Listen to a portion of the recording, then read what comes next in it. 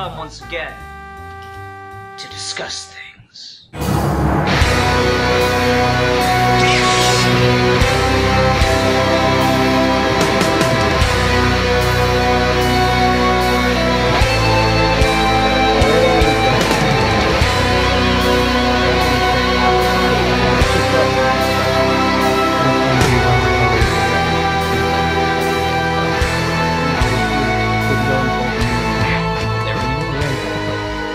Alright, go ahead and start us off.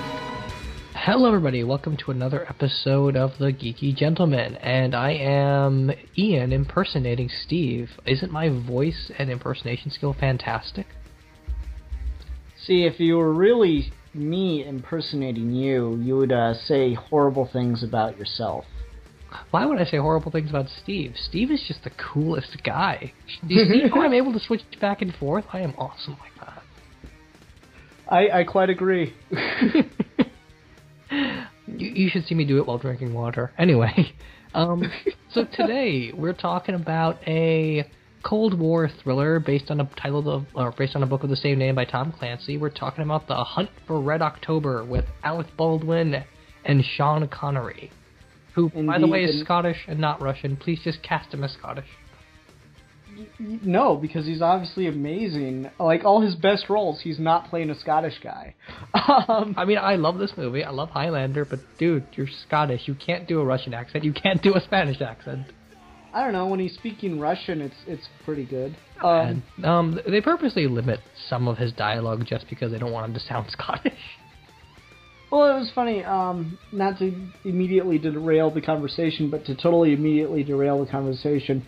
So on Series 7 of Doctor Who, there's an episode called Cold War, and it takes place on a Russian submarine, and all the fucking actors in it are very British, and, like, I'm not talking just a little British, very British, and none of them even attempt to do a Russian accent. So, you know, whatever. Yeah, fair enough. I don't mind it, but I just think it's hilarious that the man with the most definitive Scottish accent in the film industry gets all of these roles where he requires an accent that isn't his own. Yeah. But anyway, so, like, everyone, we've tried to record this episode twice now, and luckily we didn't get, you know, an hour in and shit fucked up, but we got a couple minutes in, and I asked you the question. And that is, like, I'm not very familiar with all the Jack Ryan movies, but do they all have the exact same plot as this one? Because I know this and Sum of All Fears is almost an identical plot. Just like the like specifics are different. Oh. No, they don't. Sum of All Fears is the worst Jack Ryan movie, and it usually gets lobbed at pretty hard for just being a bad remake of Hunt for Red October anyway. Yeah, because, like, I could not get that out of my head while I was watching this, because that's the only other Jack Ryan movie I'd seen, and I've obviously seen that first. There's like, okay, Jack Ryan's a CIA analyst, and he knows this Russian guy very well because he's, like, spent a lot of his career studying him, and he's trying to convince all this top military brass that he's right about something. And everyone's worried about a nuclear war beginning because of this. This is the exact same movie. Well, I mean, Jack constantly trying to be an analyst and convince military higher-ups of things is just a trope throughout the whole series. But it's usually more varied than that. The Harrison Ford movies are really pretty good for that. Like, he gets into some really unique situations and such. Like, I don't remember if it's Patriot Games or Clear and Present Danger. It's one of the two, where the whole plot of the movie gets started because he accidentally saves someone from being assassinated. Oh. So, I mean, they're unique enough, and Some of All Fears is easily the worst for being such a blatant, formulaic Cold War film, even though it wasn't the Cold War by the time that movie was made. That was funny. I don't know, I remember liking Some of All Fears, but that was, I think the last time I saw it was like a freshman in high school. It's a fun action movie, if nothing else. See, I didn't think about it that way. I just remember fucking Super Bowl getting nuked was like, holy shit. Well, with this movie at least, I was trying to say this before. I'm not sure if we got it on recording or not, but I'll say it now. If you watch this, Patriot Games, Clear and Present Danger, then what you've got is the book James Bond, where it's all just very slow, plotty, dialogue-heavy spy stuff with the occasional final fight scene or something like that. Uh-huh. And then if you watch Shadow Recruit, or from what I've told by reading some of the books, it's the movie James Bond of it's always action and it's always high-paced and there's always a lot of tropes. So it's really weird. I'm not sure if you thought this movie was boring or not, but that's something that gets lobbed against these films a lot of... It really is just a lot of people sitting around and talking. I don't know if I found it boring, but... Because, I mean, I didn't, but I completely understand if you do, because when I first saw Patriot Games, I fell asleep twice. No, like, I honestly should have fallen asleep, because, I mean, I was getting kind of tired, but I found myself kind of sidetracked a lot during this movie. Okay, fair enough. Which isn't the best thing, but it's, you know, that's not entirely the movie's fault. To be fair, my lizard did sit in her own poop. Yeah. She's not very smart. She was, like, just hanging out in her house, and she just had her hand in her poop, and lizard poop dries really fast, so it just dried to her hand. I was like, you dumbass. So I kind of just let the movie play for a while, and honestly, I don't think I missed much. I just let the movie play while I cleaned her hand. I came back, it's like, yep, they're still trying to find out where this submarine is. And you know, it's still an engaging movie. You know, I think so. Parts of it are a little out of it seems like at times it doesn't know what it is, and at other times it has a very clear idea of what it's trying to be. We'll have to talk about that because I'm not sure what you mean. Well, like, it seems like at the end with, like, the cook comes completely out of nowhere and the other submarine just showing up, the other Russian sub just showing up. It really does feel like it's just trying to give you a big last action hurrah scene. But I'll give you the cook, and I'll give you, like, the development of the other Russian submarine, but a lot of that was foreshadowed early on. Yeah, I'm not saying it wasn't set up. I'm just saying it's not really what... It doesn't fit with the tone of the rest of the movie at all. Yeah, well, like, the rest of the movie is really high tension, something could go wrong, not someone's going to show up and shoot everybody. Yeah, it's a movie that should have ended just like maybe 20 minutes, if not half an hour earlier, because the whole thing with the second Russian submarine, it's not that it isn't properly set up, it's just that captain has no character and he dies really easily and I don't care whatsoever. And it's not just that, it's just like, how the hell did he get there and no one knew it? Like, the whole point of the movie is everyone is looking for this one submarine. How does no one see that dude show up? Yeah, I mean, I'm sure there's a plot thing somewhere in dialogue that explains it, but there's a lot of plotty dialogue and a lot of technical words that just kind of throw people around every now and then. Like, that dude must have, like, Batman's submarine or something. Well, I mean, he's played by the guy in the Thor movies. Maybe he's just really lucky because someone like Thor felt like, yeah, let's protect him for a little while. Oh, God. But, like, I mean, it's not... And even, like, as unfitting as it is, the final submarine fight is cool and all. It's entertaining. But it just seems to come out of left field. And it feels like I changed the channel and started watching a different submarine movie. Okay, that's fair, yeah. Because, I mean, when you go back and you look at that awesome scene of Connery not navigating the sub away from being shot by a missile, and he does that really cliche thing of driving close to an object before swiftly turning, but it works so well. Yeah, because that's a tension thing. Yeah, I mean, that whole scene is really well directed. It's really well paced. It's got fantastic music. And then you just kind of turn up the volume too hard near the end. Mm-hmm. It gets to be a little too much toward the end. Like, when I'm all for it with the radiation fake out and, like, the bomb getting dropped into the water and everything. Oh, I love that stuff, yeah. But then some of the other stuff, I'm just like, eh. Like, after James Earl Jones gives his ID, it all kind of goes downhill for me. I wouldn't say it goes downhill, but it certainly loses you a little bit.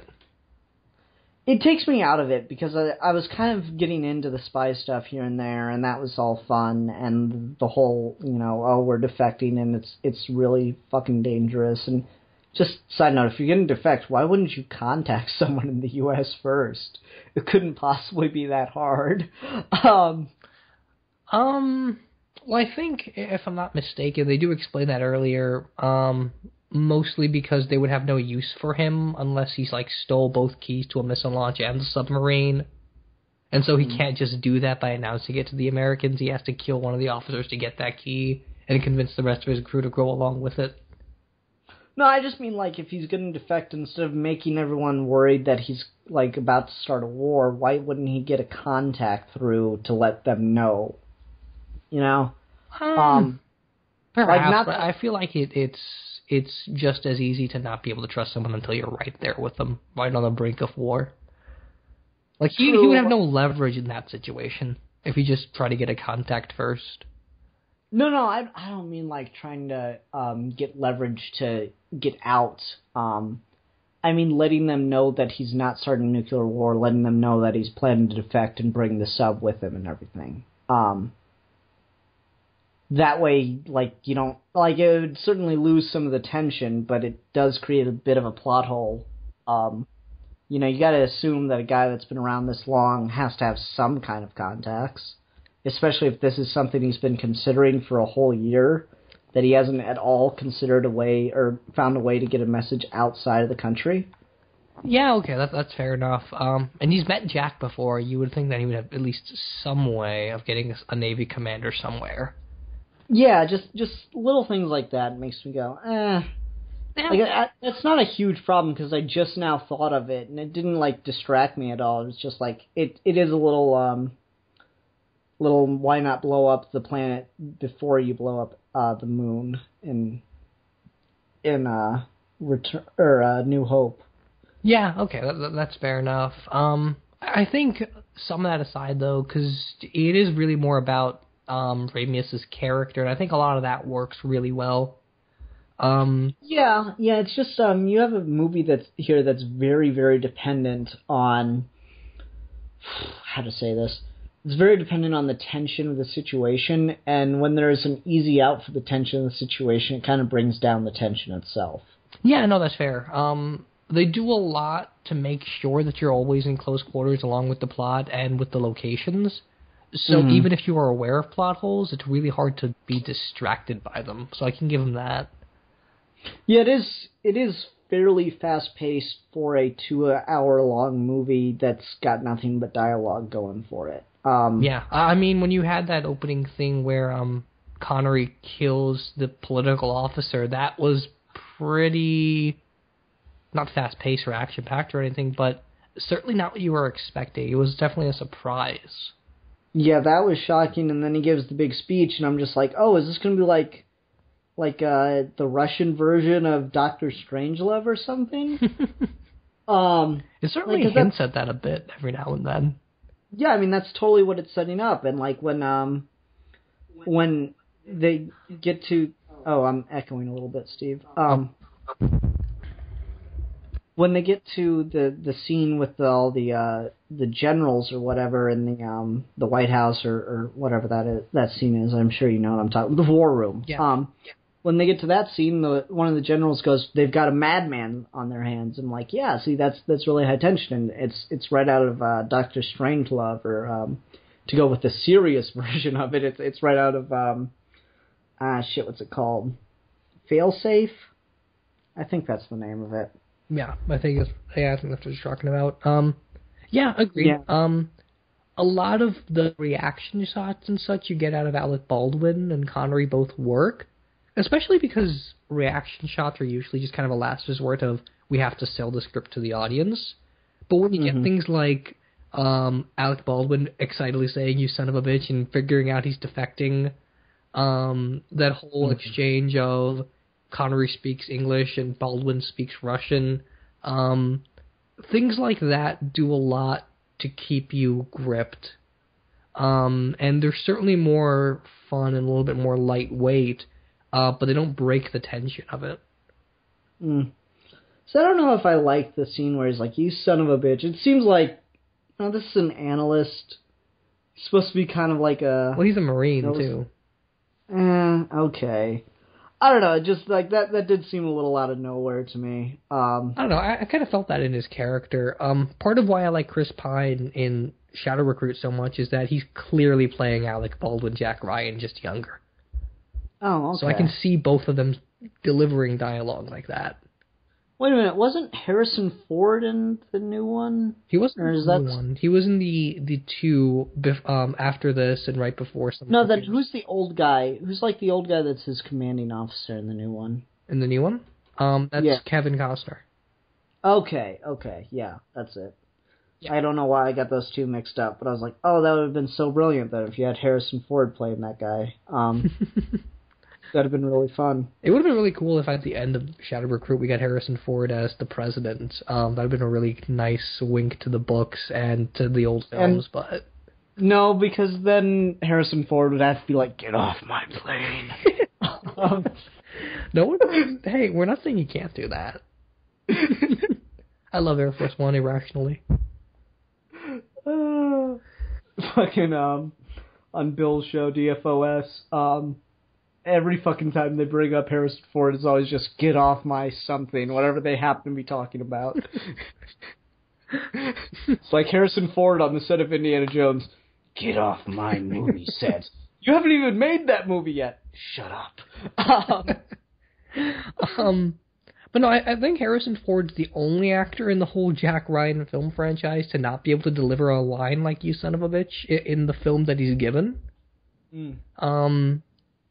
So maybe those are outliers for those films, but I think it works here. Ryan's kind of snarky, and you get the feeling that when he was younger, he was a lot more snarky, and that certainly fits with the Chris Pine stuff we get later.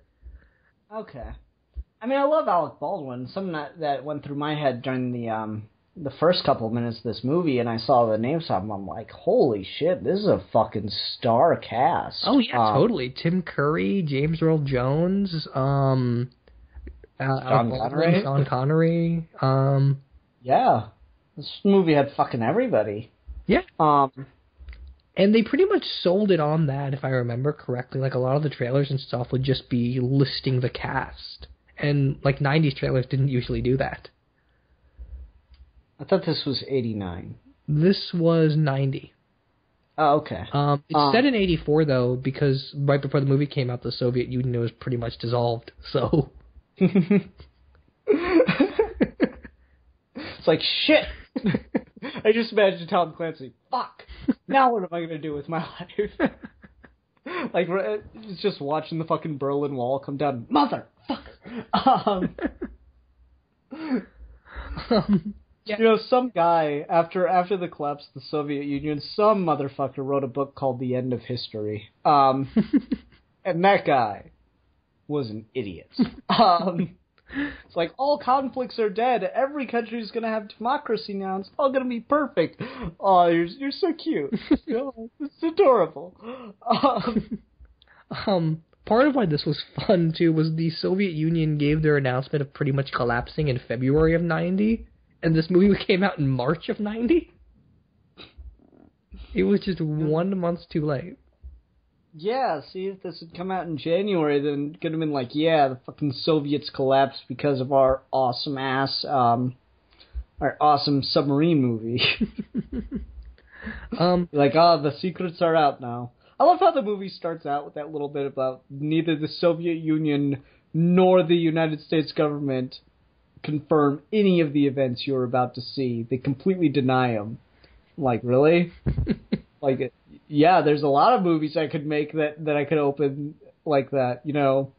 Fucking Wild Wild West could open saying that exact same thing. The United States government does not confirm any of the events you're about to see. And the fucking 80-foot mechanical spider walks across the screen. Yeah, and that's just sort of like cheap tension-building political thriller things. Because if you go back to like the 70s and 80s, just classic political thrillers, a lot of them did open with something like that. But this one just makes it a little bit more grandiose with how giant the title cards are and how big of a deal they make out of it. Yeah. just shit like that. I'm like, okay. That all goes back to a Mitch Hedberg joke. They always have movies that are based on a true story. Well, what people don't realize is a lot of things could be based on a true story. My friend could come up to me and be like, hey, did you hear about that old lady that got robbed? I can be like, yes, that inspired me to write this story about a gorilla that sells tires. It's like, yeah, you could say that about anything, really. And as we know, whenever you quote Mitch Hedberg, you have to do an impression. You really do. Otherwise, something about that dude's voice just doesn't work unless... something about his jokes just doesn't work unless you do his voice. It's funny. It would help if you were also drunk. Yeah, a little bit. Or, high on heroin. Either one. Which is apparently bad for you. What? Who fucking knew, man? Jeez. I wish someone told me before I started breathing it in. You breathe in heroin? I don't think you understand how heroin works. Probably not, if I think it's good for me. You're, not even using heroin correctly, and you're like, what? Just, sniff heroin. Anyway, part of what I wanted to talk about with this as well, was this is a submarine movie, and before this, if you look at just, the classic years of political thrillers, around Watergate and a little bit before that after Kennedy was assassinated, just that golden age of political thrillers with all the President's Men and 3 Days of the Condor and Marathon Man and such. I feel bad for not having seen any of these movies. They all sound really good. They are fantastic. They're awesome movies. But a lot of those movies would always deal with just corruption inside the government and such, and they would always be almost journalistic movies in certain right. And so it got to this point, at least early 90s, where it felt like you couldn't do a political thriller without just doing a flashback to the 60s or 70s. And this is one of the rare occasions afterwards where that was proven wrong of, no, you could totally do political thrillers, and they don't have to be about how terrible the U.S. government is. I really do like that scene. This does paint the U.S. as the good guys, which, considering the time period it came out in, is a pretty substantial achievement. Considering every movie after this, the United States government is, evil. And everyone with us. Yeah, up until fucking Michael Bay. The United States government is evil, Satan worshippers or whatever. No, but we really are the good guys in this, and I do like that. Yeah, it's optimistic at the end of the day, which is not something you get with this type of movie generally. Yeah, the one that cracked me up is, we were wondering about this other submarine. It's like, you lost another sub. That was really fucking funny. Yeah. And I mean, these characters, and you really come to care for them, at least on the Russian ship, they idolize the America just because of how terrible communist Russia was. So you get that awesome exchange about one of those officers wanting to see Montana. Oh, that was great. Yeah, and then when he dies, man, it's so sad. Yeah, I do like that scene. It's like, I'll live in Montana and Arizona and I'll have 2 wives. That was really funny. Yeah, in fact, he doesn't need papers to go between states. Yeah, shit like that. It's amazing. So I think the second, or maybe even the first, video I ever posted on YouTube, and I don't even know if you can watch it anymore because all the copyright changes over the years, is I was taking this class called This Day in History, and it was really just a class that prepared you to go on a game show. I wish I had those. All you did was look up little historical facts of what happened this day in history. And the best way to do that, said our instructor, was to watch YouTube videos. Because a lot of it would be what song came out on this day, or blah, blah, blah, or this person was born, yada, yada. And what would inevitably happen when you're searching YouTube for some kind of an example of what was going on this day in history, is you'd end up finding tribute videos to, the person that you were Googling. And I don't know how long... You've been on YouTube for a while, Steve, so you probably ran into a couple of these. You know what a tribute video is, right? Yes, I've seen many a tribute video before. Yeah, they have all the sappy music and the, like, heart-shaped transitions and all that stuff of just pictures of the person. So our final in that class, and this was junior year of high school, I believe, was we had to make a tribute video to some person of historical significance. So as a joke, and I'm going to repeat that, as a joke, I made a tribute to Stalin. And I did it with Star Wars music, and I painted him like he was Anakin Skywalker. And that made Qui-Gon Jinn linen, and it was perfect. That's hilarious. Yes, and no one got the joke, Steve. What? That's so easy, though. Dude, I photoshopped Lenin's head onto Qui-Gon Jinn's body as Darth Maul is stabbing him in the stomach. I photoshopped Stalin's head onto Anakin's body as he's riding through the desert on that fucking thing in the second movie. You have to go kill sand people. And no one got the damn joke. There were just thousands of comments on that video, or not thousands, but there were so many comments on that video of like, oh yes, I love Stalin, and hail Stalin. I'm like, Jesus fucking Christ. How stupid are these people that are devoted to this, like, lie of the glories of communist Russia? Clearly those people don't realize we invented the word totalitarian because of Stalin. I do have a certain fondness for Stalin in that he serves as this just ideal example of what will allow people to do as long as they say they're our friends. No, because, like, you look at old pictures of FDR and Churchill and Stalin together, you know, they called him Uncle Joe. Yeah. We let Stalin get away with everything. We helped build the Soviet Union during the war, and they weren't able to contribute that much till after the war. Yeah, that's true. So it's just a lot of the shit that went on with that. We just helped make our own enemy, really. Although I guess now that you bring that up, I think it would have been really cool if we got a movie like this with this kind of plot during the Stalin Soviet Union years. Because I think then the desperation we get with these characters would have been a little bit more believable. Mm-hmm. Yeah, I'd agree with that. And any plot holes of not thinking ahead would be solved simply by the fact of you lived under Stalin. There's not much you could have done.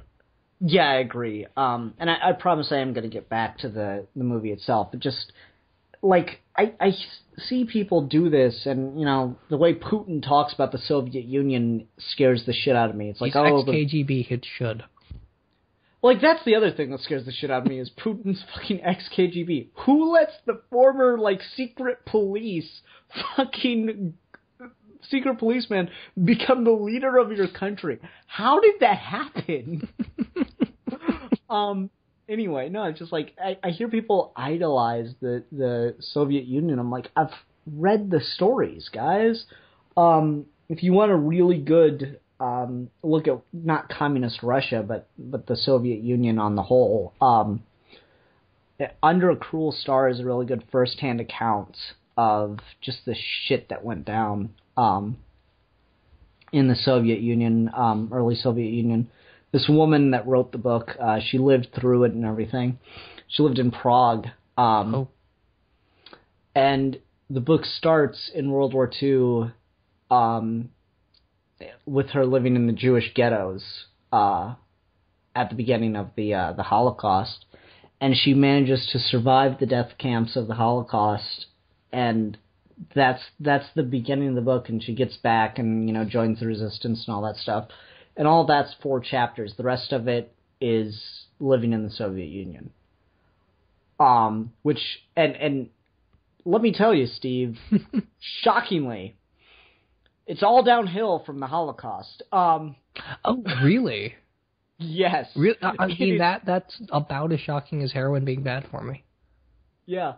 It is all downhill from the Holocaust for her. She was like married to this guy who was just this communist idealist, and he actually did rise up to pretty high ranks in the Communist Party, but then he was part of the Rudolph trials. I don't know if you know about those. Yeah. Oh, okay. For those that don't, there's these, show trials to, like, purge the Communist Party of the fat to make it look like there was actual progress going on, and that, like, people had infiltrated the Communist Party and secretly ruined things, and that's why things weren't good. So her husband with China's history. Yeah. So her husband was killed, and she was, basically blacklisted, and no one would touch her or give her a job or anything, and, like, they kicked her out of a hospital at one point. Ooh. Just all these horrible things happen to this woman. So whenever I hear people talk about, how great the communist Russia, the Soviet Union was, I just think, go fucking kill yourself. Just, like, it's almost like that cult level of lying to yourself. It scares the fuck out of me when people talk like that. Although I guess with that in mind, I think it'd be really cool if we got a movie or at least some kind of fictional depiction of true Marxist communism, and not the modernized version of starting with farmers, because that's the exact opposite of what communism's supposed to be. Mm-hmm. Yeah, it's supposed to be fucking industrialized. Yeah, it's supposed to be heavily industrialized. It's supposed to be farmers are the ones you fight against because they're set in your ways, and we don't seem to think of it like that. Yeah, that's one of the weird things, is all the nations that go to communism are not the industrialized nations when they start off. Yeah. I mean, people idolized Lenin as well, but Lenin was also not exactly on par with what communism was supposed to be. I mean, like, I honestly believe Lenin just didn't have the time to fuck up. This is true. This is very true. Lenin is like the what is his name? William McKinley of communist leaders. That's the president that died in a month, right? Yes. Yeah, Lenin is the William McKinley of communist leaders. I think this might be an interesting place to talk about this element. We both clearly enjoy history. I'm not sure how well this movie plays with people that don't care about politics or history. Like, just as a regular thriller, I'm not sure how well it works. That's a good thing to bring up, because I mean, there's so many lines of dialogue and stuff, like, yeah, I totally understand that reference, and I know it's integral to the plot, but other people probably wouldn't get it necessarily. See, like, for me, I'm relatively new to being interested in the Cold War beyond Stalin. Oh, okay. Side note real quick, just because this occurred to me, I want to say it before it's completely irrelevant. I want a movie to be made, alternate history, movie to be made where Stalin is in power during the Cuban Missile Crisis, like he'd survived and stayed in power until that point. That would be fascinating. World War III would be what happens next. I don't know, because Stalin wasn't an idiot. He wasn't an idiot, but he was very stubborn. Yeah, and that's why it would be interesting. That'd be a very high tension movie. But anyway. Yeah. Back to what I was saying. I'm relatively new to any interest in the Cold War. For the longest time, I was one of those people who said the Cold War wasn't a war. And I don't know if I entirely disagree with that anymore, but it certainly has its points. It's not a very interesting war unless you're interested in politics. It's only a war on the political level. Yeah. You obviously have the proxy wars, but it is really a war on the political level, and so it doesn't have, the same stakes, as it were, as a full war, as a hot war. It has very big stakes that could have happened, but since it didn't happen, it's not as immediately as interesting, though you can do some really interesting things with it if you're into the politics. So that being said, I don't think I would have liked this movie if I had not become the Cold War interest-er that I am. Enthusiast, yeah. Well, I don't know if I'd say enthusiast, but yeah. Dabbler. Sure. Give me other... Are you just using the thesaurus option on, like, Microsoft Word right now? I'm not, but I could. It's very easy.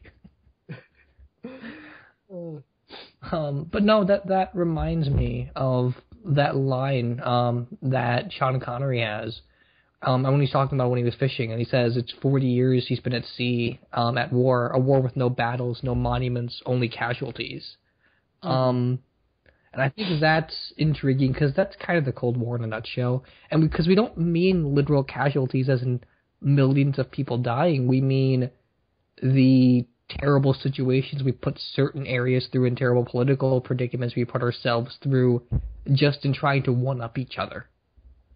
Oh, funny enough, Andrew, the weather guy at work, he, professionalism, he looks up Reddit while he's not on air.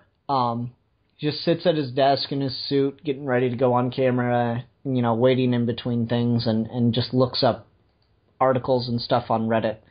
Today he had a newspaper pulled up, or a picture of a newspaper, rather, with, I shit you not, a picture of Osama bin Laden and the title in English, Anti-Soviet Fighter. So yeah, I want that newspaper, is basically what I'm saying. I would want that too. Framed.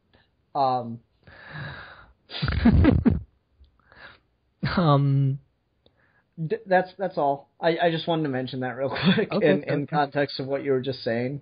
No, fair enough. I don't know, where else do you want to go with this movie? Because I feel like this is one of those where the experience is important, getting intrigued in Cold War politics is important, but just beyond that, I don't have too much to say. Yeah, it's a good flick. There's nothing. I don't know if I'd call this a great movie or not. It's tough because we haven't had a submarine maneuvering kind of movie like this. I don't want to say ever, but if you're looking for political thrillers, there are plenty of better ones. Yeah, I remember I watched a submarine movie. Well, not submarine, but one of the parties, Germans are in a submarine, Americans are in a battleship. And it's just all about, the Americans trying to destroy the submarine the whole time. It's really interesting. But that was like a battle movie. It's like watching, fucking Iwo Jima or whatever. It's the battleship movie that should have been Battleship. Yes, exactly. A movie about actual battleships fighting other naval vessels? Who would think? Side note, I haven't actually watched Battleship because it looks terrible. I hear it's exactly what you think it is. Okay. So, because I'm not expecting much. It is exactly what you think it's going to be.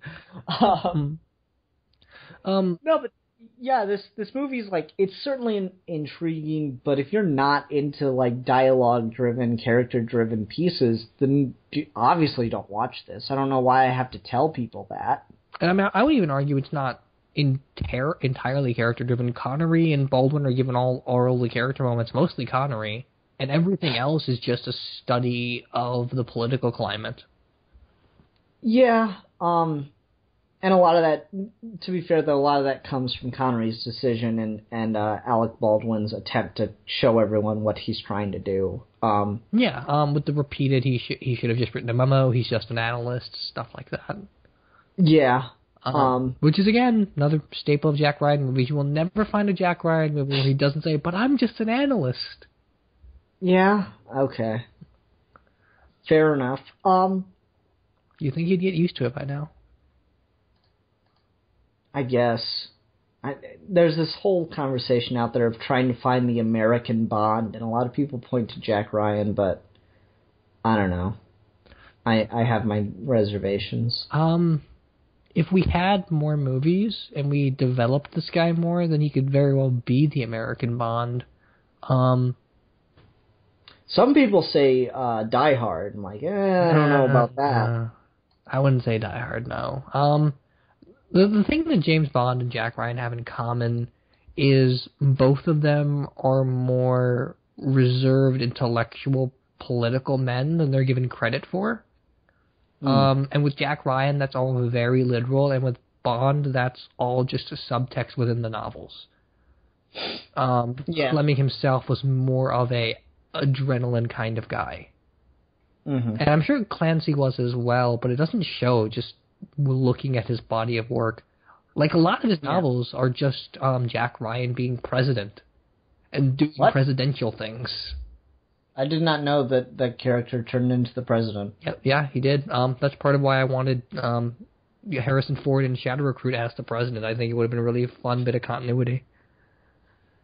That's hilarious. I wish he was in that movie so badly. Okay. Harrison Ford, like, I suppose I could call Harrison Ford for you. If only. It's almost like Sean Connery being in Skyfall. It should have happened. But it didn't, and instead we got generic Scottish guy. And we copied the ending from Hard Target. Sure. I'm not sure if you've seen that movie, but the ending of Hard Target and the ending of Skyfall are almost exactly the same thing. Like scene for scene? Pretty much. It's essentially main character and chick being hunted, so they go all the way out to the main lead male character's childhood home where his old instructor, who's an old guy with a beard and is kind of crazy with a lot of guns, they hide out together and booby trap and blow everything up to kill the hunters. Nice. Yeah. It's almost exactly the same thing. Okay then. Yeah. Cool. But there's no helicopter with rock and roll music. So. There is a helicopter. No rock and roll music, really? though. Okay. So there we go. We're all good. Is there a frozen lake that does not need to be there at all? I don't remember. It's been a while since I've seen Hard Target. Okay. I know there's lots of fire. That's funny. Yeah. Well, anyway, more on this. So the submarine stuff was really cool. They actually did get to film using real Navy equipment and personnel and helicopters and such. Oh, really? Yeah, a lot of that show. The Navy let them use the Hudson, the Enterprise, 2 frigates, a helicopter, and an entire dry dock crew. Nice. So how'd they do with the damn plane crashing into the side of the battleship? I'm not sure how they did that. Because I was going to say, a lot of stuff the submarine such was around $30 million. Like, I assume everything with the submarines where the guys are on, like, the surface is 100% practical. Yeah, it'd be ridiculous to do that any other way. Well, I mean, not necessarily. You just create a big plywood raft, basically. Yeah, but I mean, like, if to go for what they're going with, just doing it practically would make so much more sense. Yeah, I'm talking about just creating, a prop as opposed to getting an actual fucking sub. Yeah. No, so that's pretty impressive though. So I'm trying to think. I'm assuming everything underwater is completely CG because, like, that's what I thought while I was looking at it. But now that you said they had actual access to the subs, I'm curious how much of it was real. There's a few scenes where you can tell it's CG, and then every now and then it does something that just looks too real. Like, a lot of the turnings and dodges are pretty obviously CG. Yeah. But then just the submarine just floating around, that could very easily be literal submarine stuff. Yeah. Like, I wonder about that time, like, they get the mini sub and turn the lights on it. I was curious if that was real or not. It might be. I'm not sure if they got to go to, like, any bases and such to film, like, real military-grade submarine equipment or crews or maintenance and stuff like that. But it's certainly possible. Because Tom Clancy's got a pretty good relationship with these kinds of bases, and he's got a well enough reputation to where if he asked, he could probably get, like, real submarines and such for movies. Yeah. Oh, here's something interesting we can talk about. So, like, I'm trying to remember, what Tom Clancy movie is it where they used the smart bomb before we really had smart bombs? You know what I'm talking about, at least? Not entirely. Oh, there's a Tom Clancy movie, and it opens with, like, a guy, like a drug dealer's or a terrorist's house or something being smart bombed. Or the bomb just kind of comes out of nowhere, and, like, there's no plane or anything like that. It's a drone attack, I think. That might be Clear and Present Danger. Okay. like, came out late 80s, very early 90s, before the Gulf War. Okay. So there's that scene, and then there's, like, been other stuff throughout his books and the movies where it's, like, he seems to have a really, almost a clairvoyant, was that the right word? Sure, fuck it, I'm gonna go with it. Almost this clairvoyant knowledge of what's about to happen in military technology. And people have wondered whether or not he had, like, insight into that, whether or not he knew classified things and just was able to release them to the public as fiction to get people ready for the real technology. Have you heard that at all? I don't know entirely. I don't think Tom Clancy was actually in the military. But he had lots of friends in it, and he grew up around that area. So if he knew anything, it would be just by secondhand information. Yeah, just I know I'd heard people talk about that and wonder, and he obviously denied any involvement with it, but, you know, he would.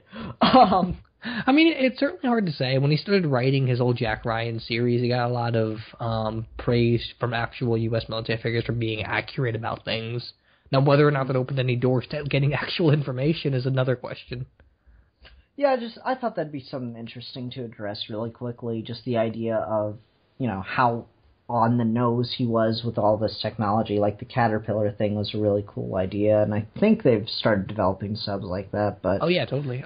This to be honest, I don't that comparison of Clancy and Fleming both take the military espionage stuff very, very literally. There's very little fantasization going on in those books. Okay, I was about to say, in the Bond series? In the films, certainly, but in the books... yeah, okay. In the books, it's really, really grounded, actual stuff that Fleming saw.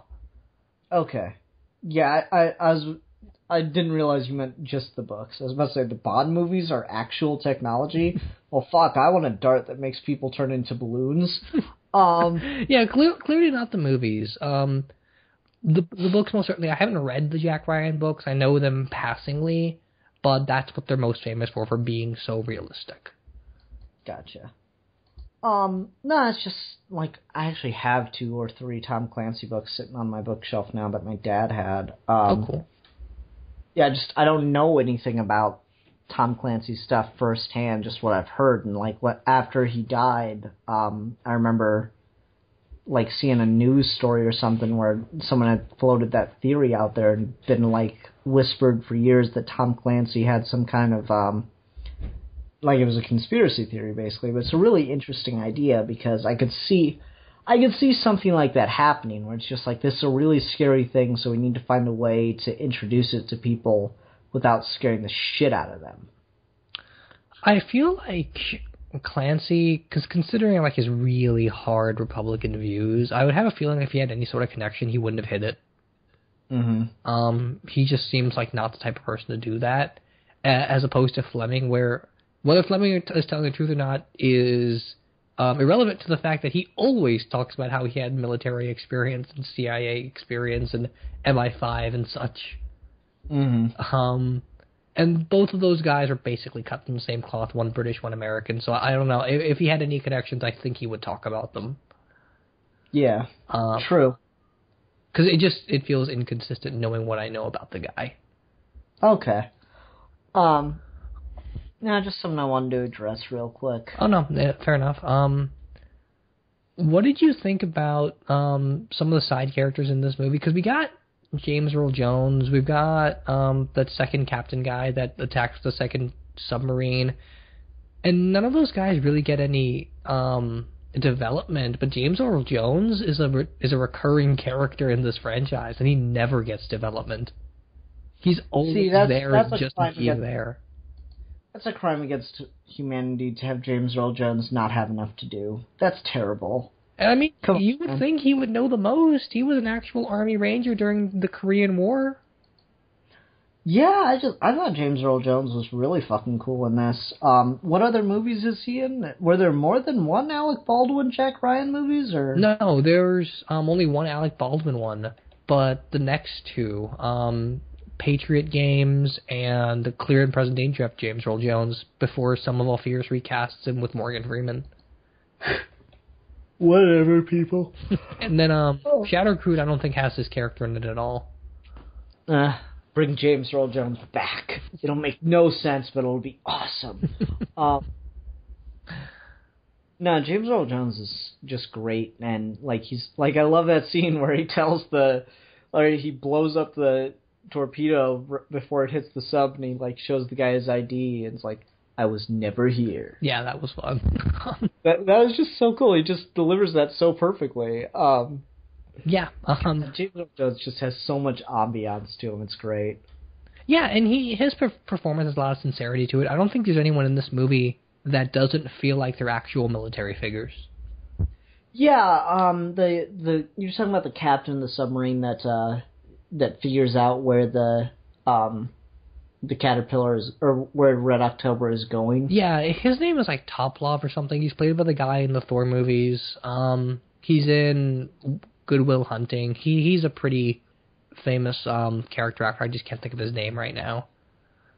What guy in the Thor movies? The doctor. The doctor that looks after Jane. Really? Wow, he put on some pounds. He's a mathematician teacher at MIT in Good Will Hunting. I've never seen Good Will Hunting. Oh, okay. He's in Pirates of the Caribbean. Really? Yeah, he forget who he plays, but I know he's in that movie. See, now I feel dumb, but damn it. You went from this really highbrow example to this fucking lowbrow thing. I'm like, oh, well, I've seen that. He's a lot, so... No, that made me feel really stupid. Oh, well, let me pick something you have seen. Pirates of the Caribbean. Well, fuck you, I still like Pirates of the Caribbean, but god damn it, that made me feel really dumb. I don't really enjoy this movie. He plays Selvig in Thor movies. I remember his character name. Yeah. I know what you're talking about with Thor. He plays Underpants Dude. Yes. Okay. Entirely. But yeah, his character in this movie, he doesn't have one. And it's a shame because he's a really good actor. And the idea of Sean Connery's student being the one trying to hunt him down and getting so close to him at the very last minute is a cool idea. We just do nothing with it. Yeah. Because we have all this talk about how influential this guy is as a captain and how many people he's trained and how much people look up to him, and we don't explore that well enough. Yeah, I really do like that scene. It sounds like he's going to be an awesome character because we have that scene toward the beginning with him where he's like, we have to go kill a friend. Yeah. And then I think we go back to him one more time before he shows up at the very end. Yeah. I'm not even sure if there's deleted scenes with him or not. He's just in this movie so sparsely. Yeah, that could have been a really interesting character if we'd gotten to see him more. But as it is that dude's very forgettable, and that's what makes the final action scene really feel completely out of place. Is that dude has no motivation at all. Well, he has motivations insofar as we get lip service to him betraying his country, but that's so generic and plain. It's not even remotely dealt with. No, I don't mean no motivations in that the character isn't given a reason to do it. It's just we don't have any reason to see why he would want to. Yeah, and I mean, in a movie that we're so nuanced with, I want to go to Montana and stuff like that, it's a shame that we don't give someone a motivation for trying to kill their teacher. Yeah, I mean, it would be really brilliant if you had, the opposite view of that, of, oh, I don't care how hard it is to live in this country. It's you need Russian patriotism to a certain extent. Not cartoonish, but you need something that seems believable. And we're talking about, because this movie opens within 1984, and we're talking about a Russia at that point that's kind of slowing its grip a little bit. And there's lots of talk from a stricter side of the Soviet Union that says, no, we need to go back to our more Stalin-esque ways, versus the other side that says, oh, we need to loosen up a little bit. And Connery's in the middle of he doesn't want to deal with it, so he leaves. But we don't explore that history of Russia well enough. Yeah. And I guess part of that comes from the fact that this was supposed to take place in 90 until the Soviet Union basically dissolved. But even so, there should have been another side to it. Yeah. Yeah, I don't know. Parts of this I really like, and other parts just kind of. I'm not gonna say it breaks apart when you think about it too much, but it's certainly not as good a movie as it could be if you just kind of let it watch it and let it be. You know? Yeah, and I almost don't want to call it a turn your brain off movie, but this isn't a movie where it's just you watch it and you experience it and you enjoy it, but you don't want to deconstruct it too much because it's not doing anything on any deep enough levels. Yeah, like I wouldn't say it's a turn your brain off movie because I mean I don't believe you can have a turn your brain off movie that's 99% dialogue. Yeah. It's just not a movie to be thought of deeply after the fact. It's just, you watch it the one time every couple of years or whatever. You watch it just once and you enjoy the performances, you enjoy it for what it is, and then you just quit thinking about it after it's done. Yeah, this isn't a movie that's necessarily about anything as much as it's a movie for an audience to commercially consume and to give us something that's different from the standard 80s, 90s generic action movies. I very much equivalent of that. Yeah, I agree with that entirely. It's got, a lot of good tension. It kind of dumbs itself down a little bit toward the end, I think, to appeal to a wider audience, and it doesn't necessarily have to do that, but whatever, we got that anyway. I do feel like it's a little longer than it needs to be. Yeah, and I think we've talked about this too, like with the final action scene, you could have just cut that whole thing out and made the movie half an hour shorter. Not just that. I feel like 2 hours and 15 minutes was really pushing it. I think an hour and a half would have been plenty of time for this movie. Yeah. And to an extent, they're trying to break a formula because most political thrillers clock in at around about this time. Mm-hmm. And I mean, we can go to examples as far back as 3 Days of the Condor and as recent as Winter Soldier, where they're all about 2 hours and 15 minutes, and they've got all about the same revelation and plot structures. This one just doesn't think about those developments as thoroughly. So there's a lot of time where you're just sort of killing. Mm-hmm. It doesn't need to be there, and it's not that it's uninteresting, it just doesn't move anything forward. Okay. Now let me ask you something. Because this is one of the final things I wanted to make sure I talked about. Cool, okay. Do you think that they revealed that Sean Connery was planning to defect too early? I think if you didn't do it as early as you did, the movie would make less sense than it does. Would make less sense, okay. Because, I mean, if we didn't know he was going to defect as early as we got it, then there's no excuse not to just blow up the submarine 20 minutes in. Okay. See, I can see where you come from there, but I'm still kind of two minds of it. I mean, yeah, I agree, because it's not much of a reveal. He just sort of blurts it out, and we don't know how he gets to this conclusion, necessarily. And no, it's not that. I mean, like, Jack Ryan says his thing, and I would have been fine with Jack Ryan saying that and, like, working that theory, but I think it's kind of problematic, or not necessarily problematic, but I think I would have liked to see a version of this where we don't know, where we don't have Sean Connery confirm that for us, Or at least we don't have him do it as quickly.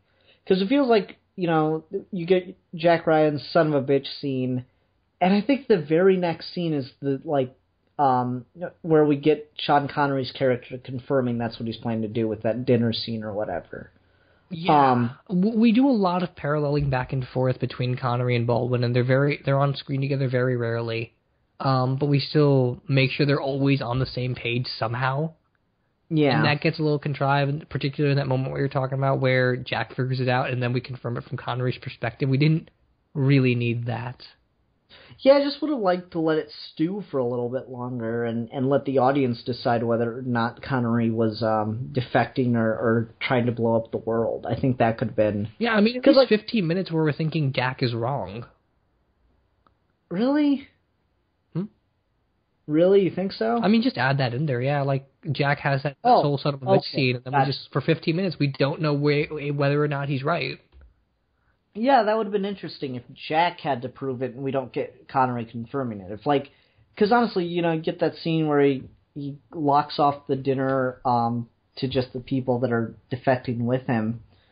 And, like, I really would prefer if you couldn't get that. If you just get a lot of, like, high-tension scenes with Connery where you don't know if maybe he's wondering about how well this defection thing is going, or he's wondering if he's going to be able to blow up the world. Where we as the audience get to feel that tension. That would have been really cool. And I think a lot of that comes from certain scenes need to be reordered. Of maybe we figure out early on that Jack thinks he's trying to defect, and then we get scenes like he killed the political officer to get both keys for the missiles, and he's doing these really dangerous submarine dodges, and the crew doesn't trust him.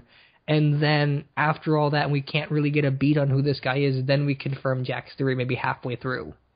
Yeah, that'd be cool. I feel like it. You know, as soon as the idea is floated out there, it's immediately confirmed, and that's not very high tension for me.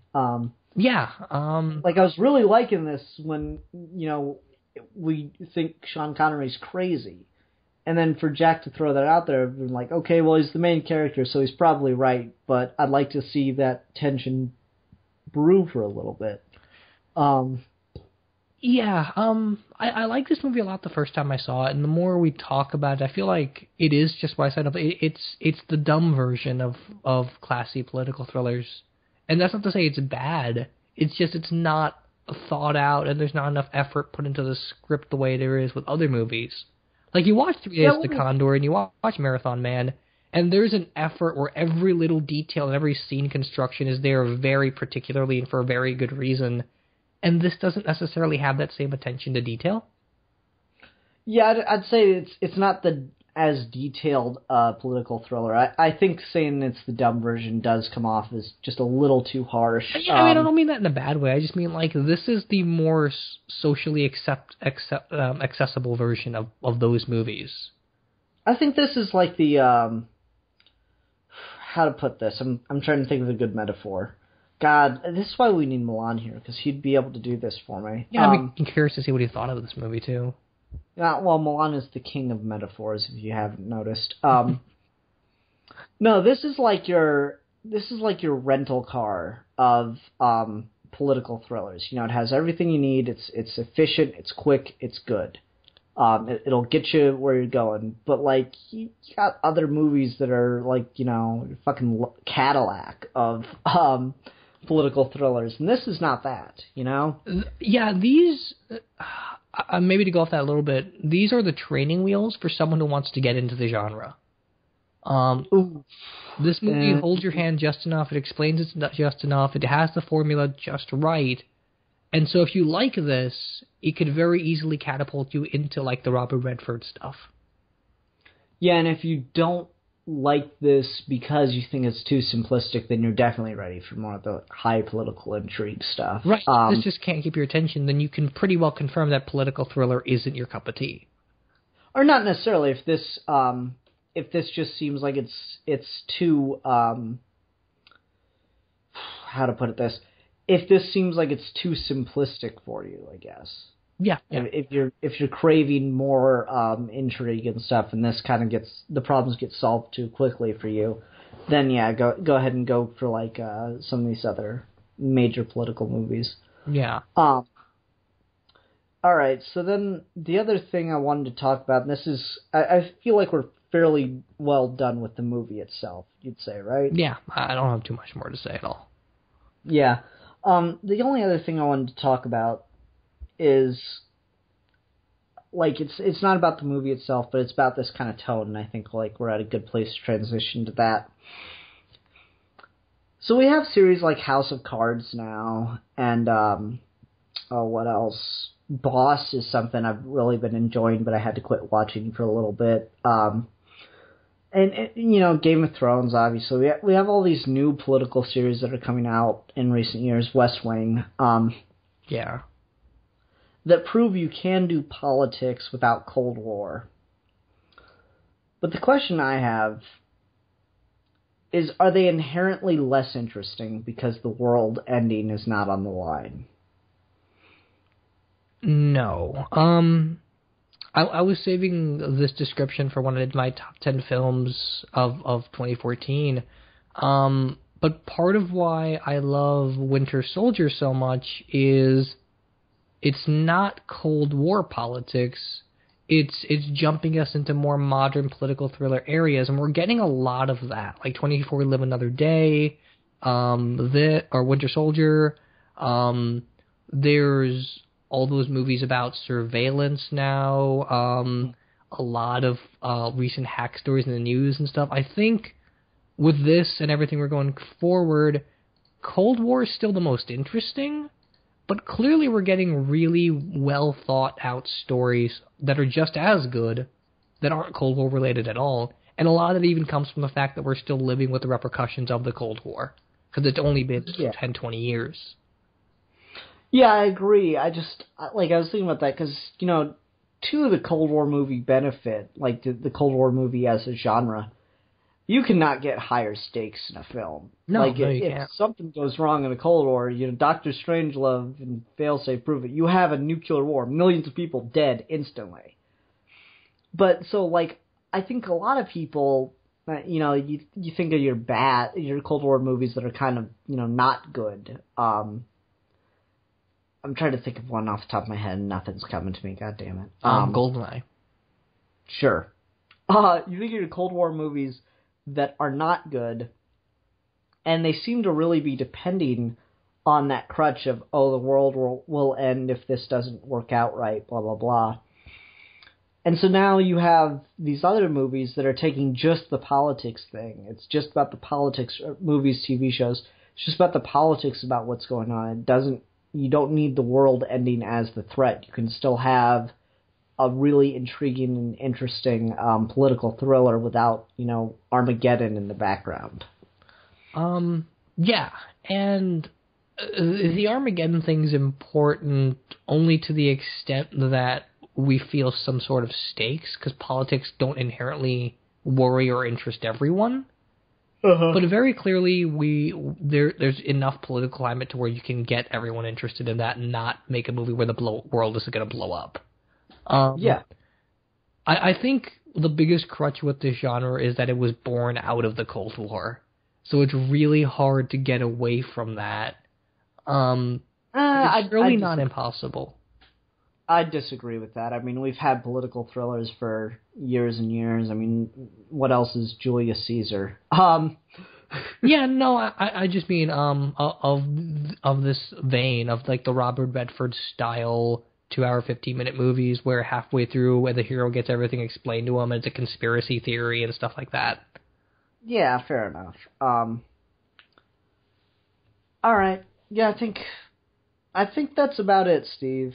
I just wanted to float that idea out real quick. Not that I agreed with it or anything. I just wanted to get it out there. Yeah. It was a point worth discussing for a few minutes. Yeah. Okay, so we need to come up with something to talk about next week, and Milan not online. And I want to be able to do a review next week because I'm trying to set some stuff up. So, or not next week. I want to be able to do a review week after next. So, okay, we're gonna have to just what do? We either mine you for another idea topic, or I can come up with an idea topic if I also get to come up with a review topic next week. I've got one floating around for the next time I wanted to do one, but we can do it next week if we don't get anything from Milan. Okay. What do you got? My idea was we talk about award season and the whole idea of film awards. Because we've got end of the year and Oscars and stuff coming up. And there's always lots of talk about, is the Academy really in tune with what we have? Is the American Film Institute really a good judge of films? What does it take to get into the Library of Congress? And is there even really a good criteria for that? The answer is no. The answer to all of those questions is no, but the Academy sucks. But the Academy does suck. All right, this is going to be our topic unless Milan gets a hold of me about anything else. So we're either going to be talking about that next week or a couple weeks from now. Thank you, Steve. Great topic. Honestly, it's going to be the shortest episode of Geeky Gentlemen. We're going to come on, we're going to do the 1-minute intro and everything, and then it's going to be So, Steve, what's the topic? And you're going to say exactly what you said, and then I'm just like, okay, the answer is no. Bye, everyone. Until next time, we're your geeky gentlemen. It's going to be the whole episode, man. Oh, yeah. All right. It's going to be great. We get to go to bed early and everything. It's going to be like a week off, man. I mean, you don't even have to record. You could just use bits of this audio and make it. Exactly. All right. You know what it's going to be like? I hate to spoil my example, but you know what it's going to be my example for this thing? Okay, what's that? The year 2007 in film. Oh, okay. Anyway. 2007, 2008, 2012? Yep. Anyway. All right, everyone. Thank you for listening. Until next time, I'm the philosopher. I'm the politician. A title that is more and more relevant the more videos we do. So, yeah, it totally is. And we are your geeky gentlemen, and we will be discussing things. All right. So totally embarrassing, but we totally forgot to rate Hunt for Red October. So, Steve, on a 5 scale, what do you give Hunt for Red October? All right, I give it 3.5 out of 5 badly tuned Sean Connery accents. He's Russian. Speak in a Russian accent, damn it. Okay. Do you really want to hear Sean Connery try to speak in a Russian accent? I'm more for the entertainment value than anything else, but I mean, I can never get past my brain the fact that he's in Highlander, and he's supposed to be Spanish, and he's totally not Spanish. Yep. Okay, for me, I'm going to give this, and it's actually Sean Connery related, I'm going to give this 3 out of 5 cases of domestic abuse. Because I didn't get a chance to make any Sean Connery domestic abuse jokes, but there you go. There's domestic abuse joke. Okay, everyone, thank you for listening. Bye.